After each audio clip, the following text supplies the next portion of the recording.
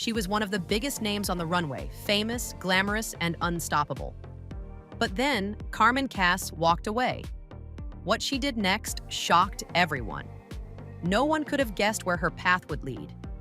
This is the story of Carmen Kass. Born in 1978 in central Estonia, when the country was under Soviet control, Carmen's journey had already been defined. She would fight for her nation's freedom, but before all that, she had to serve on the runway. Her modeling journey started when she was just 14 years old. This was in 1992.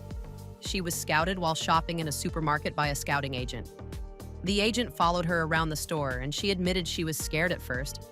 She did not have any dreams of becoming a model. Even when the scout asked her if she wanted to become a model, she said no.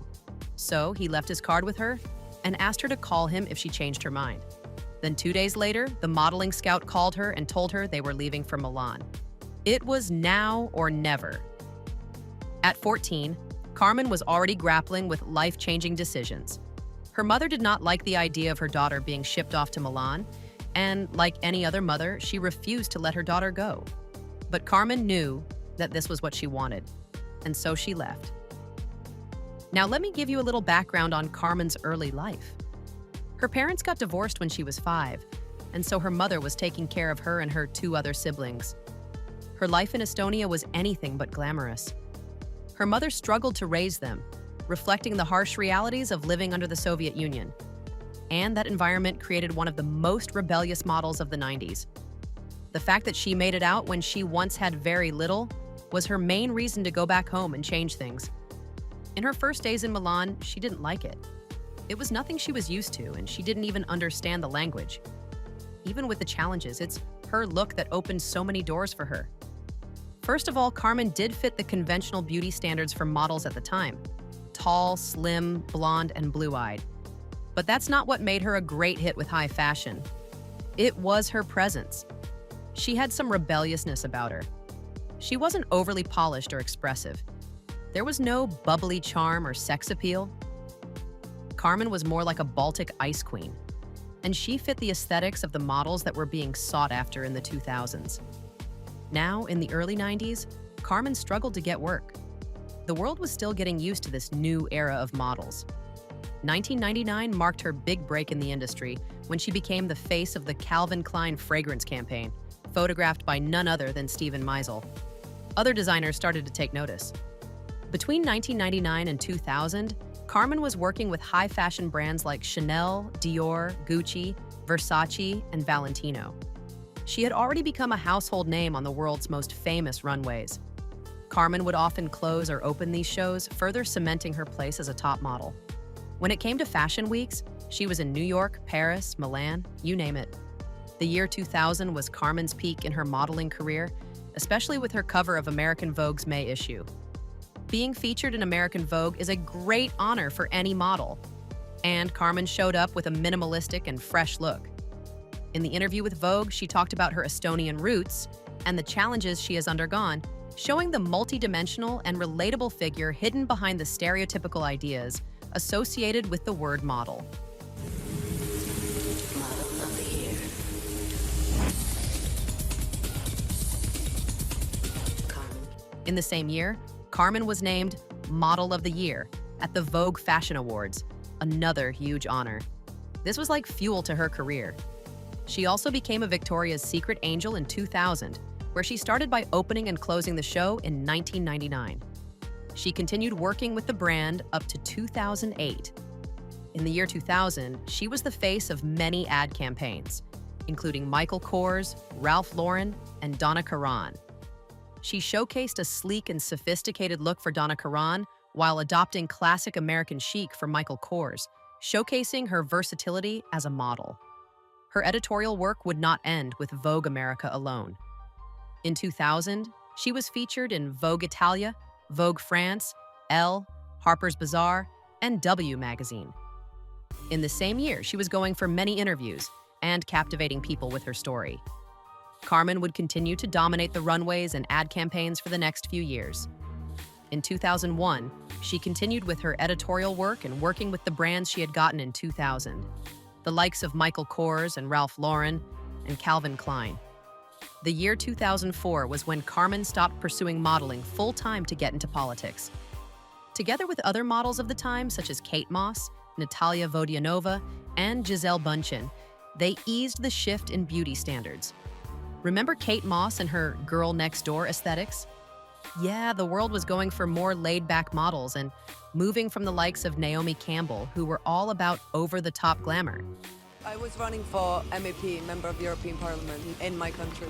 I was proposed, and I thought it's a very interesting possibility to see different side of our society. As I started, I surely didn't think that I will be elected, but it was more for experience. In 2004, Carmen showed her desire to join public service by running for a seat in the European Parliament. She was only 25. After gaining independence from the Soviet Union in 1991, Estonia participated in the European Parliament elections for the first time. She was with the Res Publica party, a political party that was getting traction in Estonia. Carmen had one goal in mind: to bring visibility and international experience to Estonian politics. She wanted Estonia to have a more active role in the EU while advocating for youth participation in politics. This move was met by both skepticism and admiration. The media in Estonia questioned Carmen's qualifications and knowledge of Estonian politics. Public commentators said that her candidacy was undermining the seriousness of Estonia's participation in the EU elections. They thought it was a publicity stunt. Critics accused the Res Publica party of using Carmen's publicity to rally for votes, especially from younger voters. As a result, Carmen did not win the seat. In fact, they humiliated her at the ballot box by drawing less than 1% of the vote. But Carmen took the defeat with grace.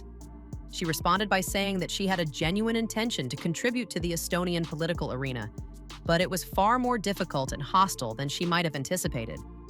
She was aware that her background in the fashion world made it difficult for people to take her seriously. But that wasn't the end of her pursuits for leadership. That same year, Carmen was elected as the president of the Estonian Chess Federation. Her public influence was one of the reasons she was chosen for the role.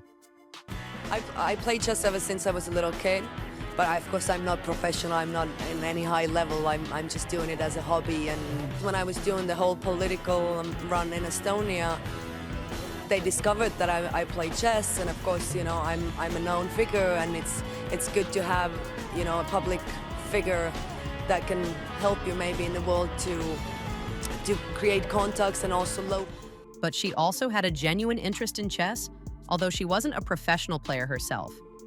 In her role as president, Carmen helped promote the game among the youth, organized international events, and sought fundraising and sponsorships. However, in 2011, Carmen resigned as president due to conflicts within the board. Currently, she serves as a counselor on the federation. In 2009, Carmen was featured in an editorial with the controversial German weekly magazine Stern, where she worked with legendary photographer Mario Testino. She was supposed to walk through the streets of Berlin in a very sheer bodysuit and bondage-inspired gear. Think exhibitionist kind of thing. The editorial was dubbed Wicked in Berlin, and it sure was. Don't try this at home, kids. There was another rumor flying around in 2003, but it was never confirmed if Carmen was involved. You see, Gucci decided to put out an advertisement with their logo shaved into the public hair of an unknown model. The face was not shown.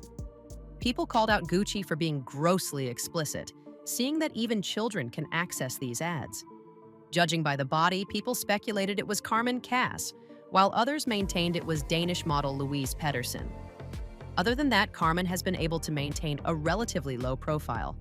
There are no records of her getting married or having children, but she was rumored to have been dating Eric Lebrun, a German chess enthusiast, from 2004 to 2014. Notably, she inspired her nephew Antonia Sebastian Kass to become a model. He's also a musician. And there you go. Carmen Kass redefined what a model can become. It is not always modeling, acting, and singing. It can get serious. She is proof that models can be visionary and multifaceted.